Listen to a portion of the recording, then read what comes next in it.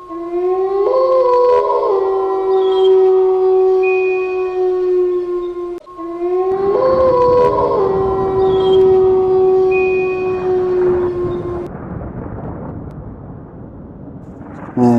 Hearing King Namah Swaha. Om Sarfar Namah Swaha. Om Hing King Namah Swaha. দে ওকে মায়ের সামনে উৎসর্গ করে দে।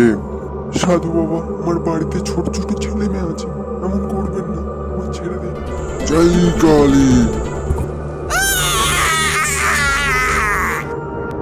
ওম ক্রিং ক্রিং নমঃ স্বাহা। ওম হুম চট্টর নমঃ স্বাহা। ওম ওম ক্রিং নমঃ স্বাহা। আয় আমি ডাকছি, আয় চক্ষিণী, আমি তোকে আহ্বান করছি, আয়। কেন আমাকে জাগালি বল? কেন আমাকে জাগালি? কি চাই তোর, কি চাই? আজ থেকে আমি তোমার বশে রাখতে চাই। আমার যত কাজ সব তুমি সম্পন্ন করে দেবে মা। আমি যখন ডাকবো তখন আসবে। আমাকে বসে রাখা তো সোজা নাকি? আমাকে বসে রাখা তো সোজা নয়। যদি আমাকে বসে রাখতে হয় তাহলে প্রতি অমাবস্যায় একটা করে নরবলি চাই। হ্যাঁ মা, আমি নরবলি দেবো, যা চাই তাই দেবো। তুমি আমার বসে থাকো মা। আজ থেকে আমি তোর সমস্ত কথা শুনবো, কিন্তু যেদিন বলি না আসবে সেই অমাবস্যায় আমি তোকে নিধন করবো।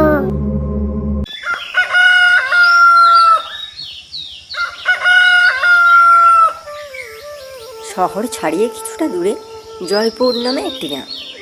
এখানে সবাই মিলেমিশে থাকতো, কিন্তু হঠাৎ কিছুদিন হলো প্রতি অমাবস্যায় একজন করে পাড়ার লোক নিখোঁজ হয়ে যাচ্ছে। হে ভগবান, এ তুমি আমার কত বড় সর্বনাশ করলে। তুমি ওর আগে আমায় নিয়ে নিতে পারতে। কোথা থেকে কি হলো গো? তারপরে তার দেহটা পাওয়া যাচ্ছে মরা নদীর পুকুরের ধারে। ভয়ে সবাই ওই রাস্তা দিয়ে চলা বন্ধ করে দিয়েছে। আজ গত 2-3 দিন হলো একটানা বৃষ্টি হচ্ছে। ধান গাছগুলো সব জলে ডুবে গেছে। এবছর চাষের খুব ক্ষতি হবে, তাই আমরা সবাই বসে বসে সেই সব নিয়ে গল্প করছি। সমীর বলল, এবছর চাষে বড্ড ক্ষতি হবে। কি করে আগের টাকা শোধ করব কে জানে। আগের বছরের দেনা এখনো শোধ করে উঠতে পারিনি, তার উপরে আবার এবছর ধান খারাপ হবে। কি হবে কে জানে। আমাদেরও তো একই অবস্থা। যদি প্রকৃতি বিরূপ হয় তাহলে কি করি বল? আরে ওই দেখ, মোড়ল মশাই আসছে, নিশ্চয়ই কিছু বুঝবে, আমাদের জন্য নিশ্চয়ই কিছু করবে। একেবারে নির্দয় লোক তিনি নয়।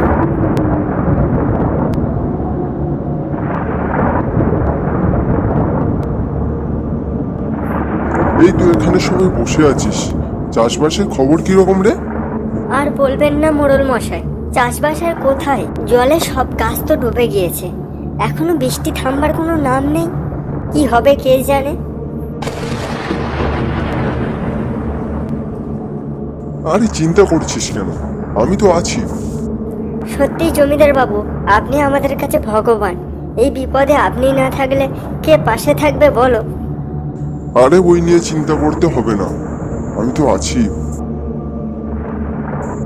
এমন সময় রঞ্জনের বাবা ছুটতে ছুটতে এসে জমিদার বাবু পায়ের কাছে পড়ল। জমিদার বাবু বাঁচান, মরে গেলাম।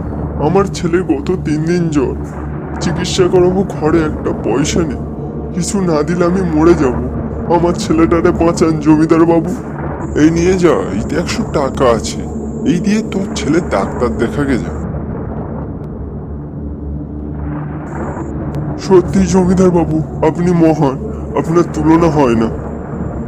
আচ্ছা ঠিক আছে ঠিক আছে, এখন তাড়াতাড়ি গিয়ে ছেলের জন্য ডাক্তার ডেকে আন।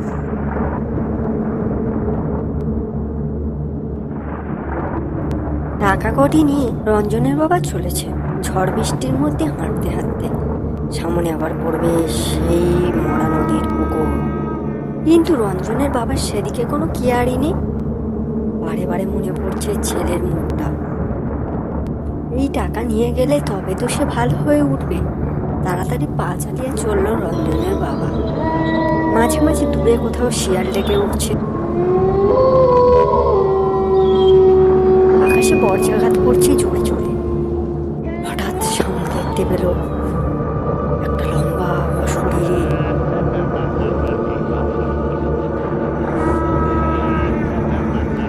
সে রঞ্জনের বাবার দিকে এগিয়ে এলো। তারপর খপ করে তার মাথাটা চেপে ধরলো। কোনো আওয়াজ করার সুযোগ পেল না রঞ্জনের বাবা। তারপর টানতে টানতে নিয়ে চলল। বন্ধুরা, গল্পটা ভালো লেগে থাকলে পরবর্তী পর্ব পাওয়ার জন্য আমাদের চ্যানেলটি সাবস্ক্রিপশন করে পাশে থাকবেন।